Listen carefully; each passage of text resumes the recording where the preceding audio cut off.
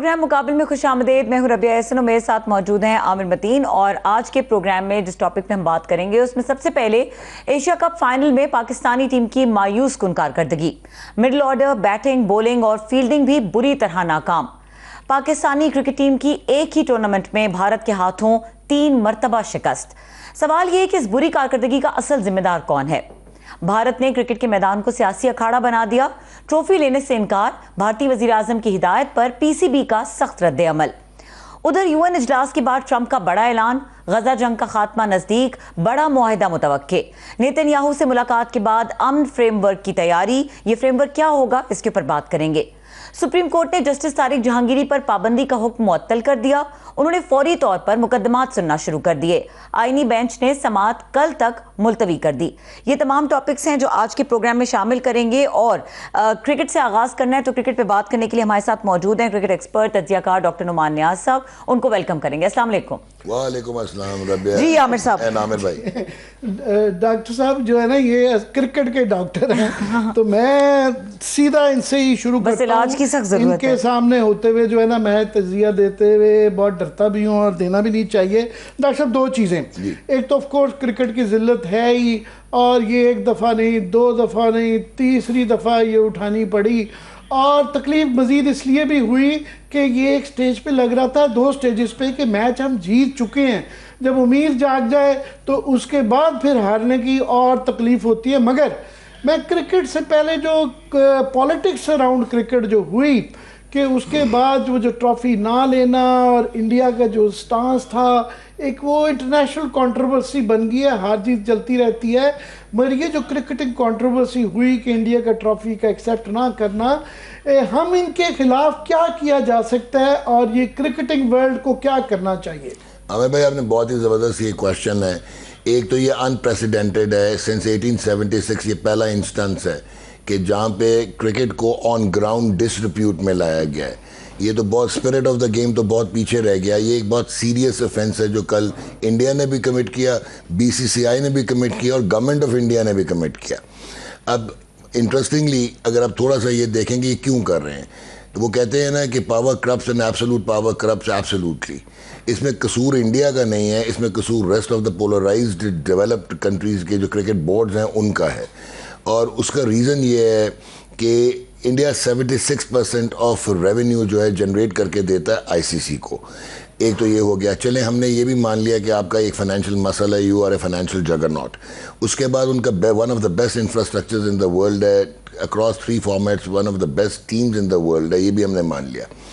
अब आयरनी ये हुई है, इतना उनकी हेगेमोनिक प्रेजेंस है आईसीसी में कि चेयर जो है आईसीसी की वो उनके पास है, सीईओ उनका है, डायरेक्टर कमर्शियल एंड इवेंट्स उनका है, सीएफओ उनका है। और अनफॉर्चुनेटली ये सारा जो टॉप टियर आईसीसी का है, ये इस वक्त इसकी टोटल मोनोपोली है। ICC is run by them. या लेकिन ICC well preserved as a legislative body कि उसका एक आईसीसी कोड है, फिर उसका एक आईसीसी कोड ऑफ एथिक्स है, फिर उसका एक आईसीसी आर्टिकल ऑफ एसोसिएशन है, फिर उसका एक ICC code of ethics for directors है। तो यहाँ पे वो इम्यूनिटी और इंडेमनिटी मिलती है आईसीसी को। अब हुआ क्या है कि ऑस्ट्रेलिया हो गया, इंग्लैंड हो गया, South Africa, New Zealand, now they have to realise कि इंडिया का जो कल का इंसिडेंस था, उन्होंने अपने ही आईसीसी के कोड को वायलेट किया और मेजर वायलेशंस किए हैं, जिस पे भी आपको मैं बताता हूँ। अब दे शुड रियलाइज, ये जो बाकी बोर्ड्स हैं, कि वो क्योंकि इंटेल हुए हुए हैं इनके साथ 12 बिलियन का जो ब्रांड है इंडियन प्रीमियर लीग का, और फाइनेंशियल जो उनको चमक दमक नज़र आती है रज़मटास। इसकी आपको मिसाल ये मिलेगी कि इंडिया जब फाइनेंशियली स्ट्रांग हुआ तो 2002-03 में साउथ अफ्रीका में माइक डेनिस थे इंग्लैंड के कैप्टन, जो आईसीसी मैच रेफरी थे, उन्होंने चार्ज कर दिया था सचिन तेंदुलकर को फॉर बॉल टैम्परिंग। तो इन्होंने, इंडिया ने कहा, बायलैटरल सीरीज थी साउथ अफ्रीका का, कि let him go to hell, ये जो हमारा आईसीसी का मैच रेफरी, हम मैच रेफरी के बगैर खेलेंगे। वो टेस्ट मैच खेले, लेकिन तब कुछ मसल था आईसीसी का, वहाँ पे इंडियंस इतने नहीं थे, तो उन्होंने उस टेस्ट मैच का स्टेटस स्ट्रिप ऑफ कर दिया, ऑफिशियल स्टेटस। फिर 2008 अगर आपको याद हो, एंड्रयू साइमंड्स को हरभजन सिंह ने मंकी का, और मंकी गेट स्कैंडल बना, और पीनलाइज कर दिया था। माइक प्रॉक्टर थे मैच रेफरी, उन्होंने पीनलाइज कर दिया हरभजन को। तो इंडिया ने क्रिकेट ऑस्ट्रेलिया को कहा कि हम टूर नहीं करेंगे और आपको फाइनेंशियल लॉसेस होंगे। ऑस्ट्रेलिया ने इन्फ्लुएंस करके माइक प्रॉक्टर वो लास्ट टाइम मैच रेफरी रहा, और उसके बाद डिसीजन चेंज करवाया, और जो है वो उन्होंने मतलब इधर मैं टीवी पे नहीं बोलूँगा, उन्होंने उसको गलत ट्रांसलेट करके कहा कि उसने मंकी नहीं कहा था, उसने पंजाबी में कुछ कहा था। सो जो कल हुआ है ये अब वायलेशन भी हो गई, ये आपने डिसरिप्यूट में भी लिया है क्रिकेट को, nobody is bigger than cricket. और ये अब जो इम्पोर्टेंट चीज़ है कि हो क्या सकता है, ये इतना सीरियस ऑफेंस है जो कि वायलेशन है, कॉन्ट्रावीनिंग आईसीसी कोड्स हैं 2.1.1, 2.1.2, 2.1.3 और उसके बाद 3.1, 3.2 और आर्टिकल ऑफ एसोसिएशन 1.10A। इसके मुताबिक इनको सस्पेंशन होनी चाहिए, फ्रॉम डीबार होना चाहिए from future participation in global tournaments for a period. ICC तो नहीं करेगा, ये कहाँ से होगा, कौन करेगा? मैं बताने लगा। अब दूसरा ये है भाईजान कि इतना आसान आईसीसी के लिए भी नहीं होगा, वो मैं बोलता हूँ। और दूसरा जो इम्पोर्टेंट है, इनका फुल मेंबर स्टेटस जो है वो स्ट्रिप ऑफ होना चाहिए। क्यों? रिसेंड होना चाहिए। रिसेंड होना चाहिए। वो क्यों होना चाहिए यार? अगर आपको याद हो कि जब अपार्थीड था, जो वाइट कैप्टन होते थे और जो ब्लैक डायनामाइट्स होते थे प्लेयर्स वेस्ट इंडीज़ के, उनको एक मीडियोकर कप्तान के नीचे खेलते थे। वो फिर वो जो लूथर मार्थर किंग आया जूनियर और मार्टिन लूथर किंग, और उसके बाद वो जो CLR जेम्स, और फिर वो ब्लैक कैप्टन होना शुरू हो गए। साउथ अफ्रीका को आपने उनका स्ट्रिप ऑफ कर दिया था status on apartheid basis D'Oliveira controversy in 1969-70। जब तक नेल्सन मंडेला 1992 में नहीं आए, जब तक अपार्थीड सेटल नहीं हुई ऑल वाइट, तब तक वो ऑफ रहे। तो अगर वो ऑफ रह सकते थे तो ये क्यों नहीं रहेंगे?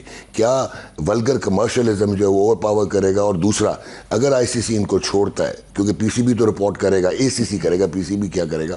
एसीसी जो रिपोर्ट करेगा, क्योंकि इन्होंने देखें कल जो एक सबसे बड़ी गलती इनसे हुई, मोहसिन नकवी के अगेंस्ट बात नहीं हो सकती थी because he was there as a chair. तो आपने चेयर जो है ऑफ द एसीसी, तो पाकिस्तान के इंटीरियर मिनिस्ट्री के तौर पे नहीं थे, वहां पे he was as the chair of the Asian board. और आपने चेयर जो थी उसको डीमीन किया है कल, आपने गेम को डिसरिप्यूट में लाया, आपने डिसरप्ट किया एक इंटरनेशनल टूर्नामेंट।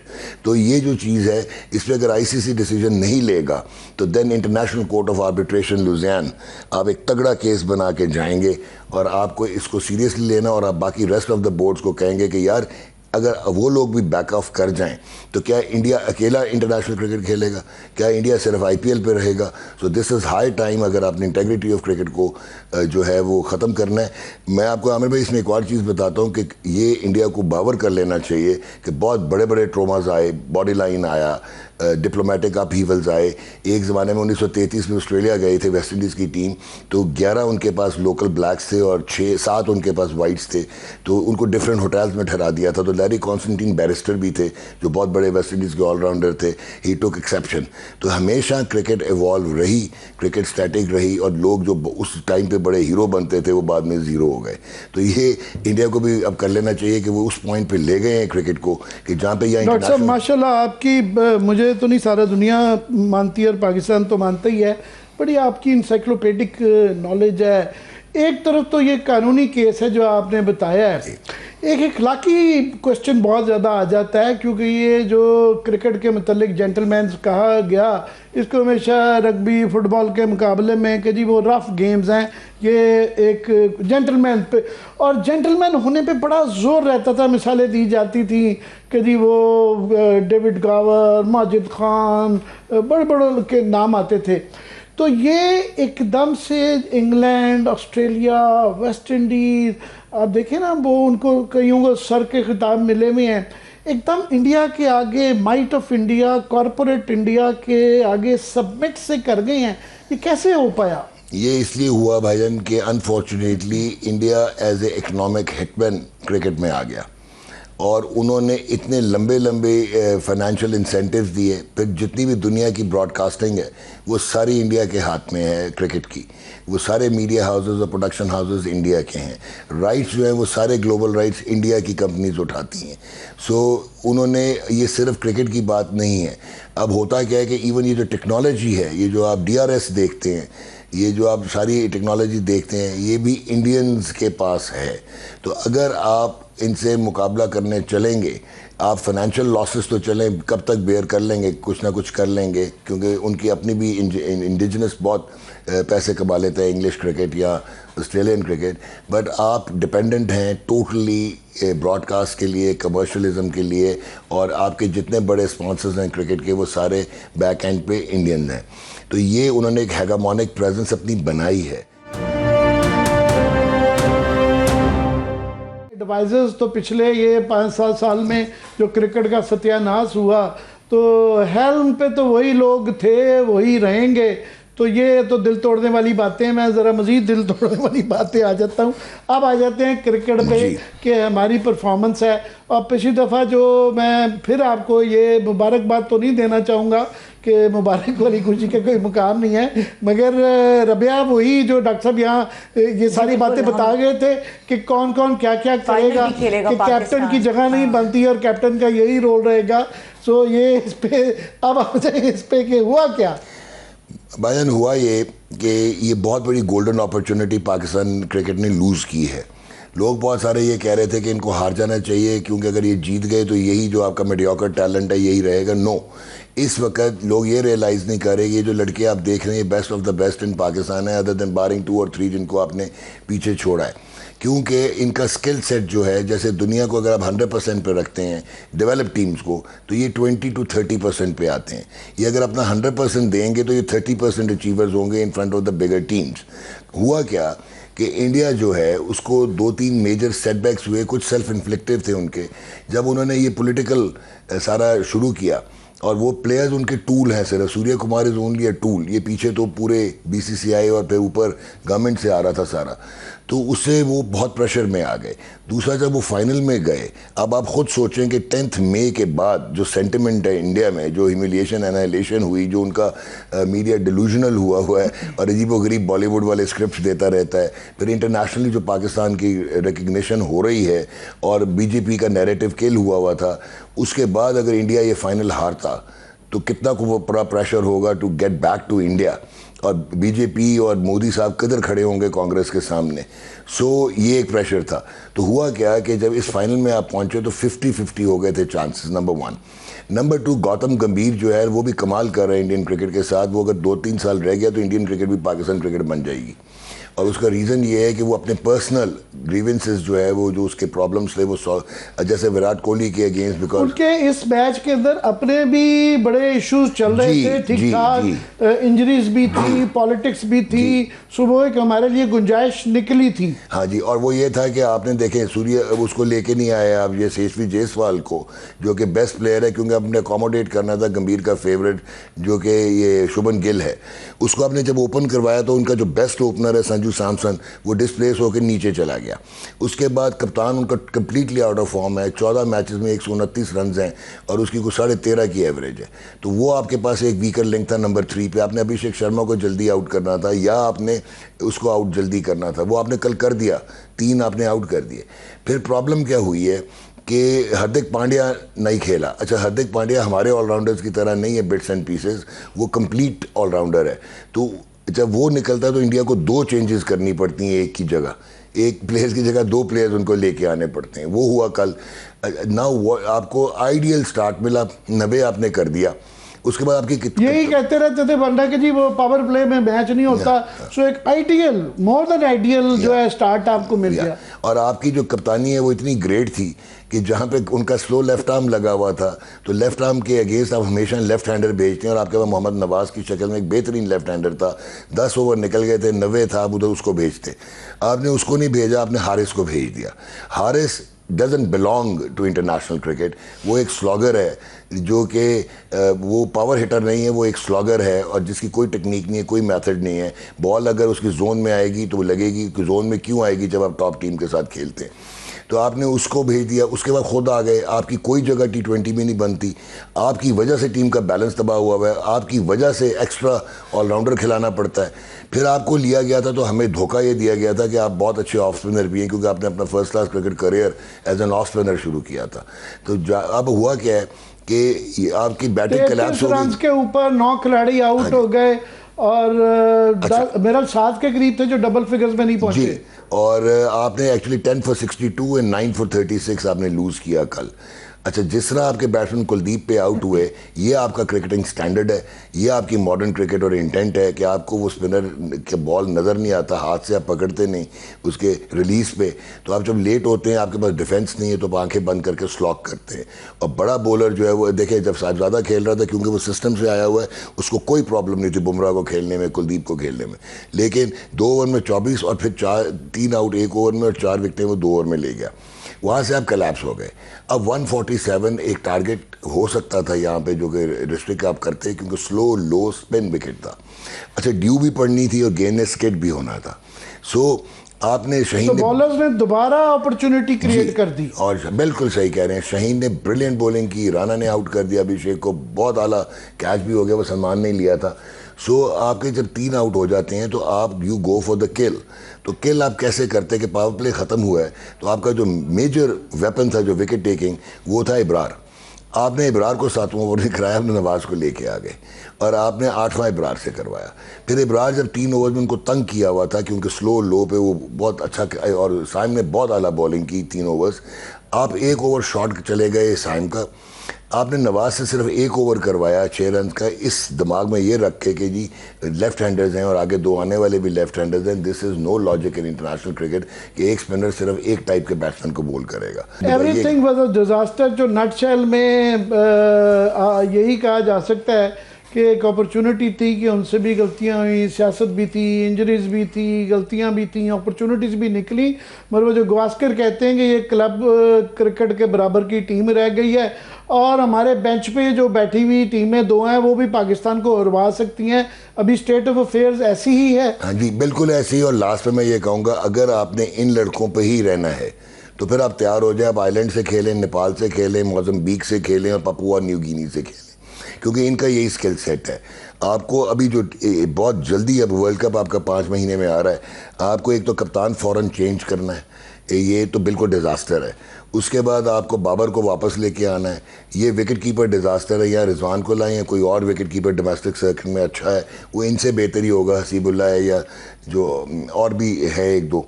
सो जो एक और इम्पॉर्टेंट चीज़ है आमिर भाई और रबिया, कि अब आपको पुराने ज़माने में ये होता था, आमिर भाई चेयरमैन गए, मैं आया, मैंने कहा एक आधा टूर्नामेंट जीत जाएँ, कॉस्मेटिक्स की शॉर्ट टर्म, एक आधा टूर्नामेंट जीता, बड़क मारी और मैं चला गया। अब वो नहीं होगा, अब स्किल वर्सेस स्किल नहीं है, अब skill versus science and method है। तो आपको अब ये प्लेयर्स अगर बनाने हैं तो अब आपको 3-4 साल इन्वेस्ट करने पड़ेंगे, अंडर 13, अंडर 17, अंडर 19, आपको साइंटिफिक इंटीग्रेशन। अच्छे ज़माने में इतनी बड़ी शिकस्त और वो भी इंडिया से भी, और इस बुरे हालात में और जंग के बाद के, तो पूरी की पूरी ऊपर से लेके नीचे तक सारा स्ट्रक्चर बदल जाता है। सो घूम फिर के तो वही बात आ जाती है, कौन करेगा ये स्ट्रक्चर तब्दील? लेकिन आमिर भाई एक चीज़ है कि स्ट्रक्चर तो बदलता है लेकिन लोग वही आ जाते हैं जो फेलियर्स होते हैं। उससे स्ट्रक्चर बदलना नहीं ना कहते। तो आपको स्टेट ऑफ द आर्ट लोग लाने पड़ेंगे पीसीबी में। आपको टीम चेंज करने से पहले पीसीबी में चेंज करें। अच्छा, आपका जो बैटिंग कोच गया हुआ था वो इंटरनेशनल क्रिकेट नहीं खेला हुआ और वो कोई भी प्रधान कोच नहीं है, वो सिर्फ कनेक्शंस पे गया है। सो अब आप ये सोच लें कि नेशनल टीम का बैटिंग कोच जो है, आप सपोज का अगर बाबर टीम में होता तो वो क्या बाबर को सिखाएगा? ठीक है।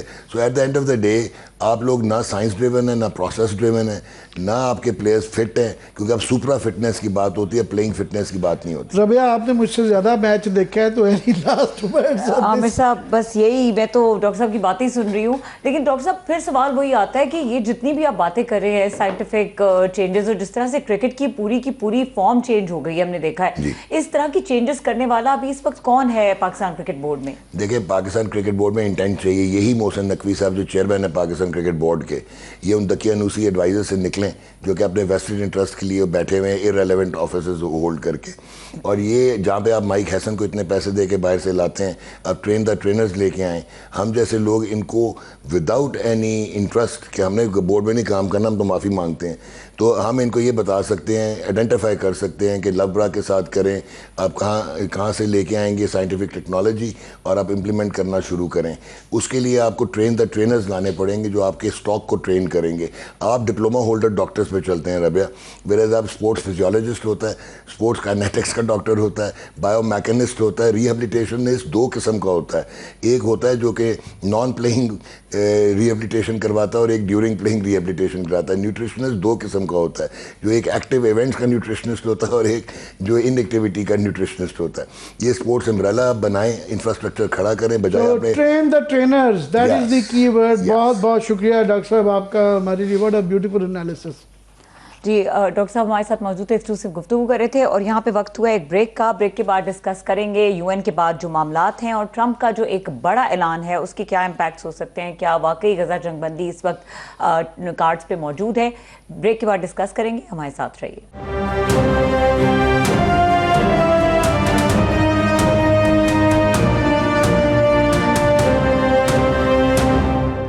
Welcome back. आमिर साहब, बात करेंगे ये जो यूएन का इजलास हुआ और सारी एक्टिविटीज़ रहीं, फिर हमारे वज़ीर आज़म की स्पीच, नेतन्याहू की स्पीच, सदर डोनाल्ड ट्रंप की स्पीच और ओवरऑल ये जो पूरी कार्रवाई रही, इसको किस तरह से सम अप करेंगे?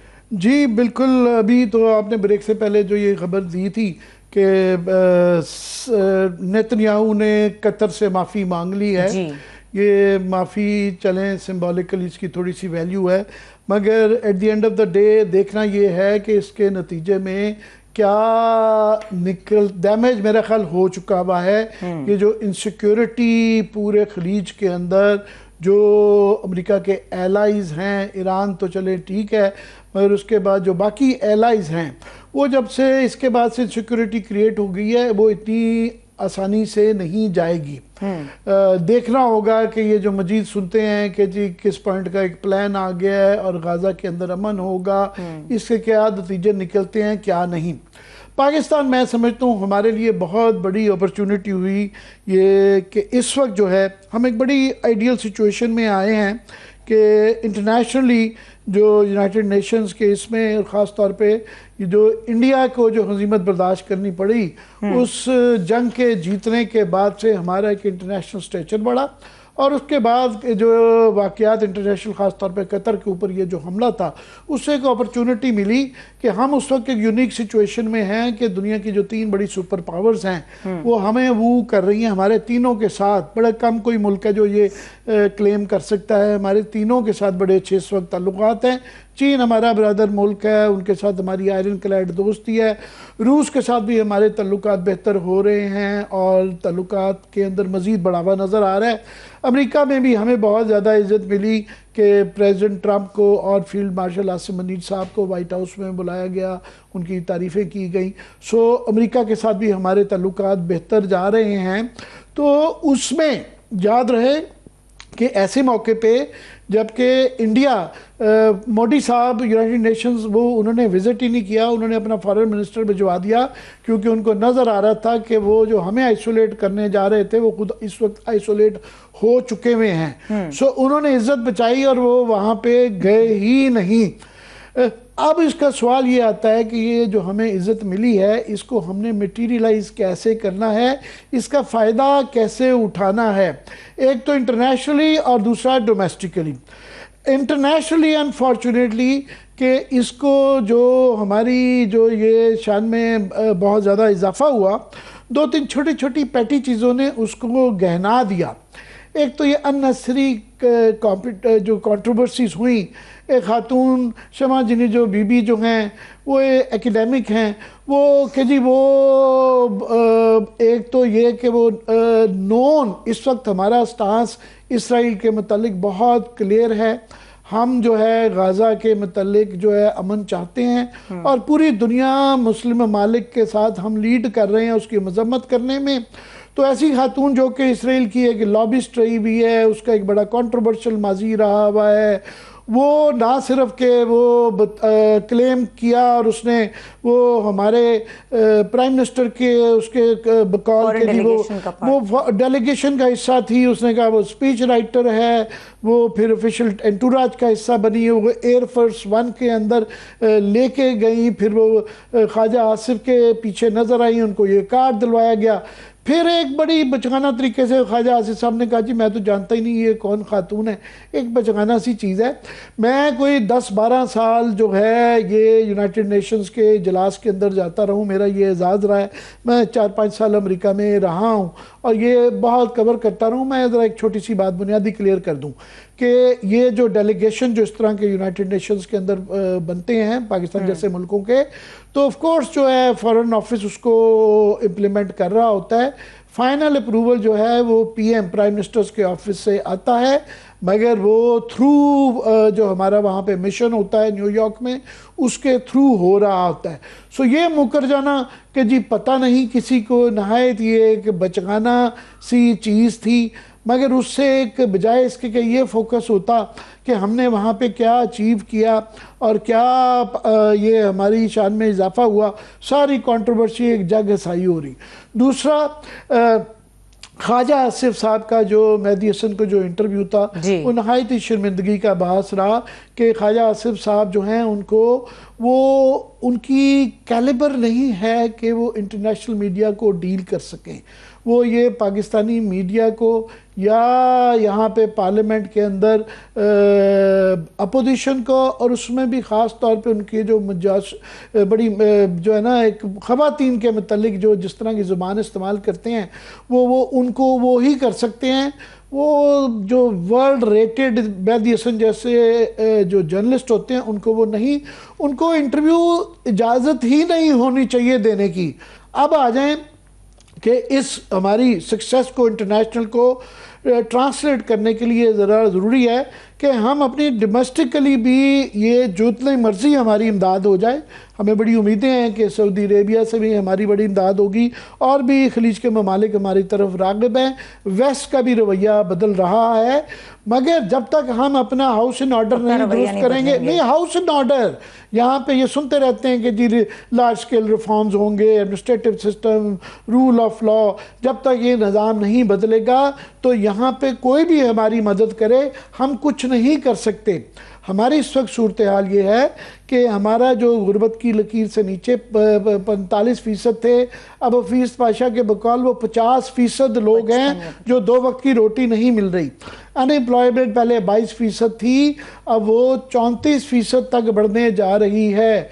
50% का मतलब है जो गुर्बत की लकीर से 12.5 करोड़ लोग भूखे मर रहे हैं, और 22% का मतलब है कि 4 से 5 करोड़ लोग बेरोजगार हैं, जिसमें से 2 से 2.5 करोड़ नौजवान हैं, जो 34% भी ज़्यादातर नौजवान हैं। तो ये हेल्थ के ऊपर और ह्यूमन रिसोर्स पे इन्वेस्टमेंट नहीं कर रहे। तो ये जो भी हमारी पॉलिसियां हैं जब तक उनको दुरुस्त नहीं करेंगे तो यहाँ पे ना पैसा आएगा ना आ रहा है। पिछले 3 साल में 50 साल में इतनी फॉरेन इन्वेस्टमेंट कम नहीं रही। टोटल $300 मिलियन आया है पिछले साल में, बाकी वही है जो उन्होंने री इन्वेस्ट किया है। 2.10 का जो बिलियन डॉलर का जो फिगर है उसमें एक्चुअल इन्वेस्टमेंट जो FTA है वो सिर्फ $300 मिलियन आई है। सो मजीद भी यहाँ नहीं करेगा अगर हमने हाउस इन ऑर्डर नहीं किया। दूसरा 2 तरीके होते हैं, मैं क्विकली कह दूँ। एक ये कि आप अपना खर्चा कम करते हैं, जो कि हुकूमत बिल्कुल दूर दूर तक नजर नहीं आ रही। अपनी तनख्वाहें बढ़ाई जाती हैं, जज भी बढ़ाई जाते हैं, ब्यूरोक्रेट भी बढ़ाई जाते हैं, और रेस लगी हुई है MPs MNAs और वज़रा में कि कितनी तनख्वाहें बढ़ानी है, इस गाय में से कितना और दूध निकाला जा सकता है। खर्चे बढ़ते हैं। और दूसरा खर्चे आप अपने कम करें।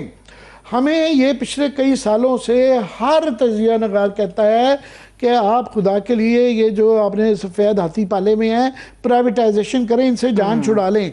ये हम कोई तकरीबन 500 से लेके 2-2.5 हज़ार बिलियन तक पैसा जो है हर साल ज़ाया करते हैं, और ये नहीं हो पा रहा। हमने आगे प्राइवेटाइजेशन की, PIA की, एक मजाक बन के रह गया कि वो जो बिडिंग के लिए कंपनियां थी वो बिल्कुल टीवी पे दिखाया गया लाइव, और वो इट वाज अ जोक। अभी भी वो नहीं हो पा रही। उसके बाद फिर हमने जो है फैसलाबाद, इस्लामाबाद और गुजरांवाला की जो डिस्कोर्स थे उनकी 3 कंपनियों को जो प्राइवेटाइज किया उसके भी नतीजे नहीं निकले। अब जो बताया जा रहा है कि हैदराबाद और सक्कर की जो इलेक्ट्रिक सप्लाई कंपनियां हैं उनको प्राइवेटाइज किया जा रहा है। बड़ी अच्छी बात है कि किया जा रहा है, मगर बुरी खबर ये है, जो खदशात हैं कि वही कंपनियां फाइनेंशियल एडवाइजर्स होते हैं जो आपको मशवरा देते हैं कि इसको करने के लिए कैसे ज़्यादा से ज़्यादा इन्वेस्टमेंट लाई जाए और कौन सी क्रेडिबल जो बिडर्स हैं उनको प्रोसेस में से गुजारना है, छलनी में से, तो ये फाइनेंशियल एडवाइजर्स रखे जाते हैं। तो हमने जो पहले एडवाइजर्स थे जिन्होंने ये फियास्कोस किए हुए थे, अब बताया जा रहा है कि ये सक्कर और इलेक्ट्रिक और हैदराबाद की जो सप्लाई कंपनियां हैं, तो तकरीबन ज़्यादातर वही फाइनेंशियल एडवाइज़र लाइन के अंदर रखे हैं, उनको दोबारा रखा जा रहा है, यानी कि उसी अतार के लौंडे से दोबारा कम अज़ कम वो जो मुशाहिद हुसैन कहते हैं कि गलतियां ही करनी है, कम अज़ कम कुछ नई गलतियां कर लें। आमिर साहब हमारे साथ मौजूद है इस वक्त अबू सर सलमान नियाजी, रहनुमा तहरीक इंसाफ हैं, उनको शामिल गुफ्तगू करेंगे। अस्सलाम वालेकुम। जी वालेकुम सलाम। जी अबू ज़र, मैं पहले आपसे, वैसे तो आप पीटीआई के लीडर बन चुके हुए हैं, मगर मैं आपको बतौर वकील ही पहले कि अभी भी मामला तो लीगल इतने ज़्यादा चल रहे हैं, मगर जस्टिस जहांगीरी वाला केस जो था एक ऑब्वियस केस था कि ये कभी होता ही नहीं है, हुआ ही नहीं कि एक जज को दूसरा जज रोक दे कि आप काम नहीं कर सकते। वैसे तो ये उम्मीद ही की जा रही थी कि सुप्रीम कोर्ट से यही फैसला होगा, मगर ये अभी बिला टली नहीं है। अभी ये सिंध हाई कोर्ट के अंदर भी ये चल रहा है, कैसे देखते हैं इसको? देखें आमिर साहब, इसको क्या देखना है, इसको एक ही एंगल से देखना चाहिए। हर उस शख्स को जो इस मुल्क में आइन या कानून की सरबुलंदी चाहता है, जो चाहता है जमहूरियत हो या और जो अदलिया है वो आज़ाद हो, इसको यही देखते हैं। मैं इसको देखता हूँ कि जहांगीरी साहब ने जिस चीज़ की उनको तनख्वाह मिलती है वो करने की कोशिश की, वो ये था कि उन्होंने रूल ऑफ लॉ को जहाँ उस पर कॉम्प्रोमाइज़ नहीं किया, इंडिपेंडेंटली फैसले करने की कोशिश की। जो मुल्क का कानून और आइन कहता है तो उनको परसिक्यूट करने की रियासत की तरफ से पूरी कोशिश की जा रही है, उनको हरास करने की कोशिश की जा रही है और उनको विच हंट मुझे नज़र आता है। पहले तो हमें लगा कि रियासती मशीनरी इस्तेमाल हो रही है, जिस तरह सिंध में उनकी डिग्री का एक यूनिवर्सिटी के अंदर वो एक तरीकाकार बदनीति पे बना के उनकी डिग्री को कैंसिल करने की कोशिश की गई, वो फिर कर दी गई उसके बाद, और फिर एक प्रॉक्सी पिटिशन आई और उसमें अफसोस का मकाम है कि उनके अपने चीफ जस्टिस जो हैं इस्लामाबाद हाई कोर्ट के 26वीं आईनी तरमीम के बाद जो आए हैं ट्रांसफर होके, उन्होंने उस पिटिशन को एंटरटेन किया जिसको पहली ही पेशी पे डिसमिस करना चाहिए था और उसके ऊपर 5 से 10 लाख रुपए कॉस्ट लगानी चाहिए थी, क्योंकि वो एक फ्रिवलस प्रॉक्सी और स्पॉन्सर्ड पिटिशन थी।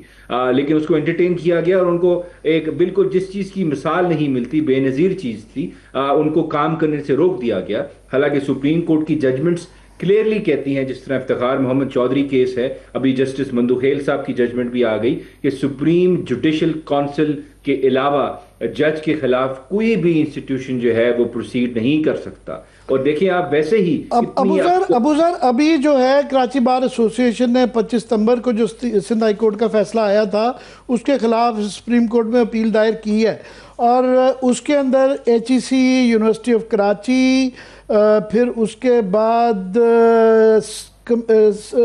यूनिवर्सिटी की सिंडिकेट कमेटी और इन सब को फ्रीक बनाया है। सुप्रीम कोर्ट में जो हमें समझ आती है वहाँ पे मेरिट डिस्कस नहीं होता, मगर उनको जब ये फ्रीक बना के बुलाया जाता है तो फिर उनसे पूछा तो जाएगा कि जी उन्होंने ये जो फैसले किए हैं क्यों किए हैं, माजी आएगा। देखें आमिर साहब, अगर आप आर्टिकल 209 पढ़े और उसके नीचे जो तशरीह की है सुप्रीम कोर्ट ऑफ पाकिस्तान में, एक चीज क्लियर है, किसी भी जज के खिलाफ जो सुपीरियर जुडिशरी का है कोई इंक्वायरी, कोई इन्वेस्टिगेशन नहीं हो सकती, बेशक वो यूनिवर्सिटी की प्रोसीडिंग्स हो, जब तक सुप्रीम जुडिशियल काउंसिल उस पर कॉग्निजेंस नहीं लेती। तो ये जितनी प्रोसीडिंग्स हुई हैं जस्टिस जहांगीरी के खिलाफ, बेशक इस्लामाबाद हाई कोर्ट में हो या ये कराची यूनिवर्सिटी में हो, ये सारी इलीगल है। इनकी बेसिक एडिफिस ही गैर कानूनी है। उसके ऊपर जो स्ट्रक्चर खड़ा किया है, जो बिल्डिंग खड़ी की है, it is bound to fall like a house of cards, वो भी गैर आईनी है।